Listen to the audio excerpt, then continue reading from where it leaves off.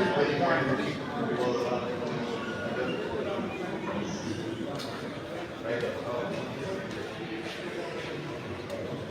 visage est fermé, il est triste.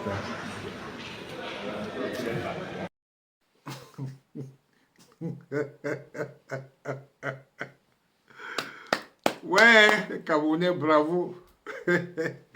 Vous avez dit que c'est fini, non?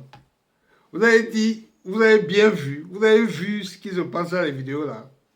Hein? Pour ceux qui ne comprennent pas, pour ceux qui ne comprennent pas bien les images-ci, laissez-moi vous expliquer.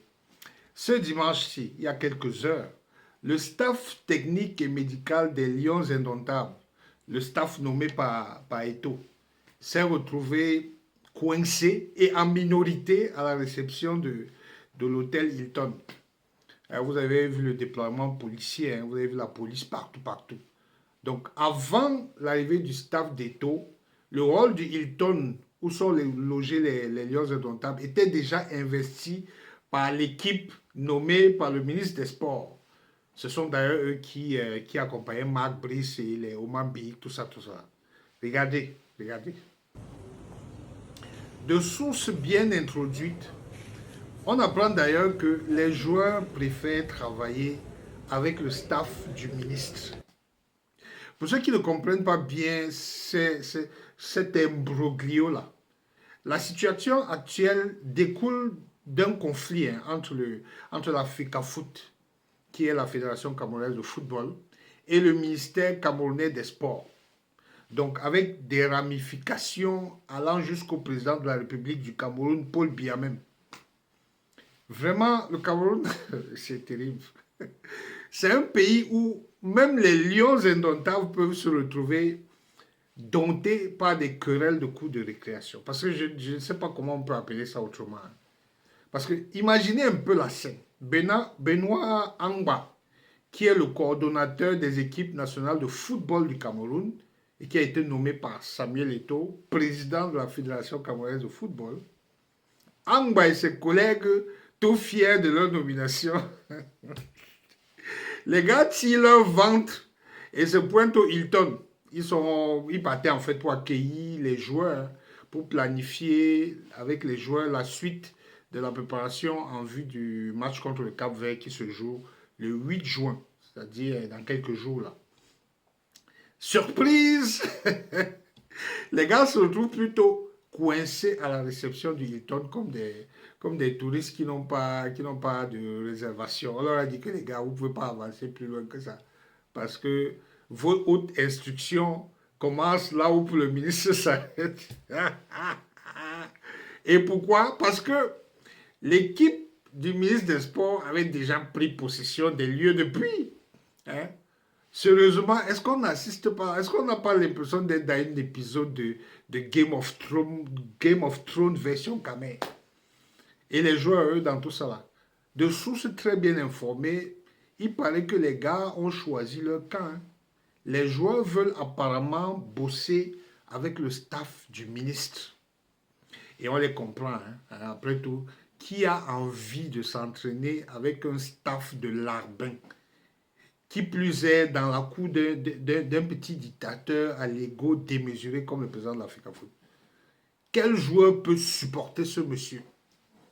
Il a déjà cassé la tête de tout le monde. On est fatigué de lui. Hein?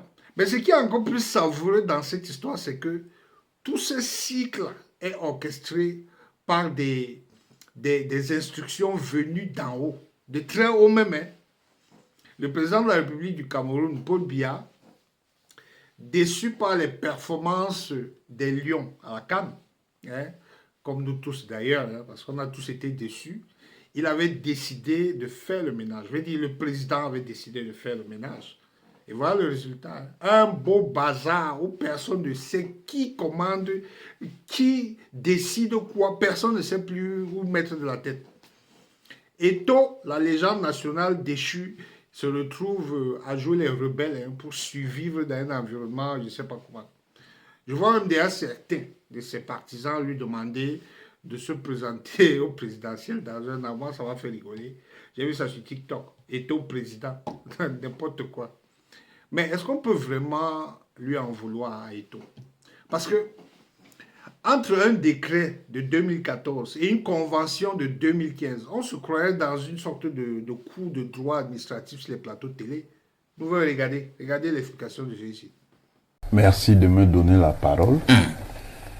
Je vous ai dit qu'on s'inscrit dans le sens du consensus et que ce consensus doit être consolidé. Mais je vous ai dit aussi que pour l'instant, nous n'avons pas tous les instruments de la consolidation. Les instruments de la consolidation, comme il y a eu crise, c'est que nous ayons un cadre et un acte qui matérialise que les parties prenantes, principalement la Fédération camerounaise de football et le gouvernement à travers le ministère des Sports, ont arrêté une solution commune. Pour l'instant, nous ne l'avons pas. C'est pour ça qu'on n'est pas sûr que la crise soit définitivement réglée. Ça, c'est pour votre question. Mais je voudrais revenir sur certaines choses. Allons-y. Il y a dans les instruments juridiques qui gouvernent les relations entre le ministère des Sports et la Fédération camerounaise de football, il y a la possibilité inscrite dans la Convention que le choix de l'entraîneur, de ses adjoints, soit fait par le gouvernement. C'est inscrit dans la Convention de février 2015, de la même manière qu'il y a la possibilité que la fédération choisisse un entraîneur et soumette au ministre sa proposition et le ministre donne ce qu'on appelle un avis obligatoire. Mais l'avis obligatoire ne signifie pas que si le ministre n'est pas d'accord, qu'il puisse empêcher la FECAFOOT de faire sa proposition. Parce que ce n'est pas un avis conforme. Quel est le problème qui s'est posé en réalité? Ce n'est pas que le ministre des Sports, agissant sur haute instruction, nomme l'entraîneur, ses assistants et ses adjoints. Ça, c'est prévu dans la Convention. Et la Convention, c'est la loi des partis. Donc, le ministre est en toute légalité. Jusque-là, Jusqu'à ce niveau. Jusque-là, Ouais. c'est la loi des partis. Et il n'y a pas dans le décret de dispositions spécifiques qui déterminent la procédure de recrutement d'un entraîneur. Vous comprenez? On a posé le principe de la compétence technique de la fédération. Comme il y a aussi d'autres choses au niveau financier où on dit qu'il y a un partage de responsabilités entre la fédération et le gouvernement. Comme on dit que pour ce qui concerne les dispositions sécuritaires autour des équipes nationales, c'est le gouvernement qui les assure. Là où le problème se pose, c'est quand, donc, sur la base des hautes instructions, on nomme les responsables de la coordination. Parce que le Il y a quand même responsable... également un texte qui dit qu'à ces niveaux, c'est c'est exclusivement du ressort de la fédération. C'est ce que je suis en train de vous dire. Mais là, le ministre a nommé. Il a donc, si on se base sur les textes, il ne peut pas nommer. Par contre, il peut nommer l'entraîneur. Par contre, il peut nommer l'entraîneur. Donc, le problème se pose par rapport à ça. Personne ne comprend plus rien de qui doit faire quoi dans cette histoire. Et pendant ce temps, nous les Camerounais, on assiste à ce spectacle désolant là, en se demandant si notre équipe nationale, si nos lions indomptables vont un jour retrouver la gloire, vont un jour retrouver les victoires. En tout cas, moi, j'ai déjà jeté l'éponge depuis. Les Lions ne gagneront aucune compétition tant que Eto'o est dans l'entourage de cette équipe-là. Jamais. Tant qu'il ne bouge pas de cette équipe, tant qu'il est à côté des gens, même s'il est préparateur physique, tant qu'il est là, les gars ne vont plus jamais rien gagner. Et vous, mes chers abonnés, qu'est-ce que vous pensez de ce nouveau rebondissement-là? Qui, selon vous, a raison dans cette histoire? Et surtout, dites-nous, entre les hautes instructions du ministre et les hautes instructions d'État, qui des deux fait le trafic d'influence? Parce qu'il y a quelqu'un d'entre eux là, il y a quelqu'un parmi eux là, qui nous ment. Il y a quelqu'un qui nous ment dans cette histoire. En tout cas, donne ton avis en commentaire. Parce que moi, j'ai rigolé, je suis fatigué. 2 jours d'accalmie. Un jour, carrément, c'est même pas 2 jours, 24 heures. Et puis on est des hadas. Ouais, vraiment, ayez pitié de nous. Franchement, ayez pitié de nous, hein, parce que je ne sais pas. C'est comme si le Cameroun n'est plus dirigé. Chacun sort sa part de haute instruction du tiroir. Et moi, j'ai le débat que je voulais montrer. Hein, d'ailleurs, je vous montre encore. Regardez un peu un instant. Pour dire que nous devons faire très attention. Nous devons faire attention pourquoi? Parce que il y a un certain nombre de forces qui ont engagé 3 lignes de politisation de cette affaire. Parce que ce n'est plus une affaire de foot. J'en venais justement, professeur.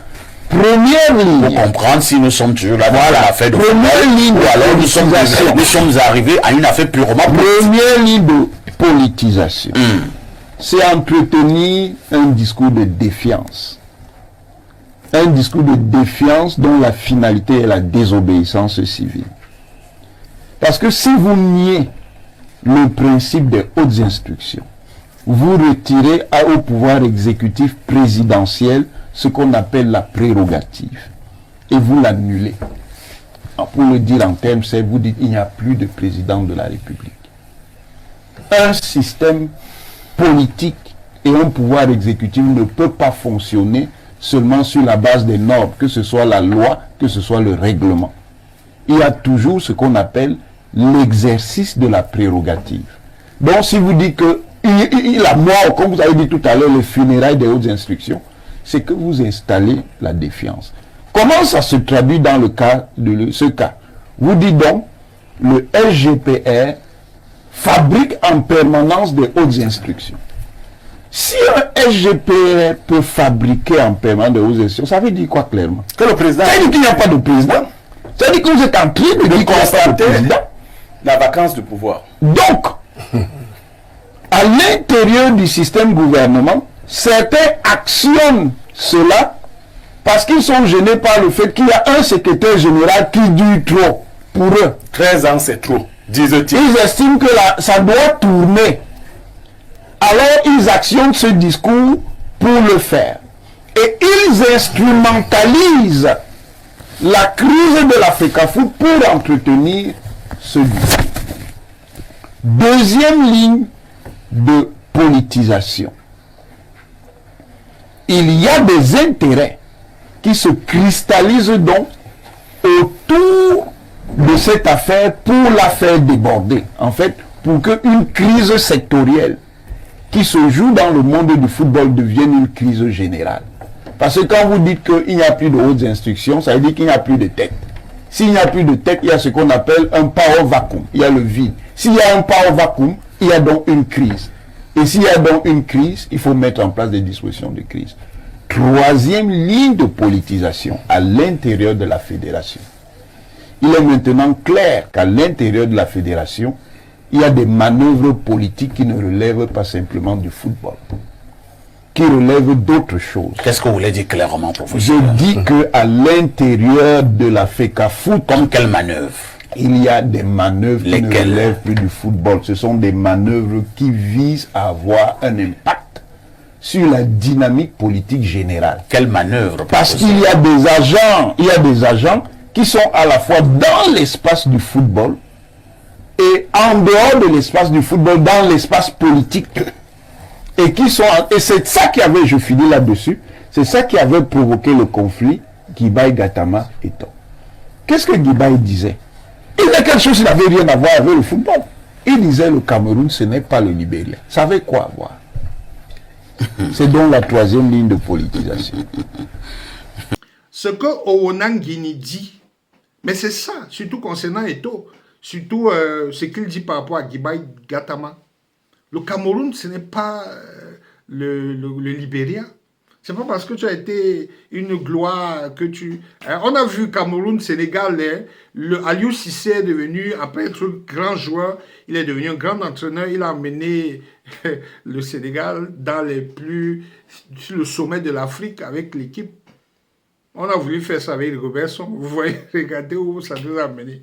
Maintenant, vous voulez refaire la même chose avec Eto'o qui quitte de joueur de football, légende de football, à président de la République. Vous croyez qu'on est dans le monde des bisounours? Arrêtez ça. Il faut arrêter ça. Ce mec-là, s'il devient président, ce sera encore pire que ce qu'on vit en ce moment. Je ne sais pas pourquoi est-ce que vous ne vous rendez pas compte que ce mec-là, il a été un très bon joueur, mais ce n'est pas un bon gestionnaire d'hommes. Un mec qui a brutalisé... Moi, je suis étonné d'entendre les gens dire que Cyril Tolo l'a agressé, que Marc Brice l'a agressé. Mais vous connaissez le Eto'o dont on parle là? Ce n'est pas le même Eto'o qui allait agresser un youtubeur algérien au Qatar. Ce n'est pas Eto'o qui avait agressé Boni Philippe, un journaliste de sport qui s'appelle Boni Philippe. Il l'a sauté sur lui, il lui a donné un coup de tête jusqu'à il lui a cassé le bras. Ce n'est pas le même Eto'o là. Ce n'est pas le même Eto'o qu'on voit par tous les plateaux de télé dit que tel n'a pas été un grand joueur, tel n'a pas été ceci. Tel... Mais vous avez les œillets, je ne sais pas, vous avez la boue aux yeux ou quoi? Donc on le voit tous les jours agresser les gens, mais vous dites que c'est lui qu'on agresse, c'est n'importe quoi. Donc on dirait une sorte d'envoûtement collectif, on dirait des gens qui sont envoûtés, c'est-à-dire que quel que soit ce que Eto'o va faire, ils vont mettre une couronne de laurier sur sa tête en disant « il fait ça parce que… » Ils vont expliquer tout ça. Quelqu'un vit un sélectionneur, il le rappelle. Après il le vit, après il le rappelle. Après il le vit, après il le rappelle. Et eux, ce qu'ils trouvent à dire, c'est que c'est l'humilité, la vie est très humble, tout ça, tout ça. Non, mais arrêtez ça. Arrêtez ça. Hein? Tu vis quelqu'un le lendemain, tu es sur le plateau de télé en train de lui demander pardon. Jusqu'à je lis partout que Marc Brice était le premier à demander pardon. Il a écrit une lettre d'excuse. Montrez-nous. Parce que moi, ce que j'ai vu, c'est Eto'o en conférence de presse en train de demander pardon à Marc Brice. La lettre d'excuse de Marc Brice, je n'ai jamais vu ça quelque part. Il faut arrêter la manipulation. Hein. Arrêtez ça. Vous êtes fatigué. Quoi qu'il fasse, vous expliquez. Hein? Mais allez à la poste centrale, non? Si vous êtes trop fâché, comme on est en train de déranger à l'Africa Foot là, et qu'on trompe tout le monde avec les hausses d'instruction qui viennent de nulle part, allez à la poste centrale, allez vous inscrire sur les listes électorales, hein? Demandez-lui, hein, porter sa candidature jusqu'à Elekam. Et puis le moment venu, votez-le, il devient président, on va quitter ici. Comme ça, il n'y aura plus de haute instruction. C'est lui qui va donner les hautes instructions.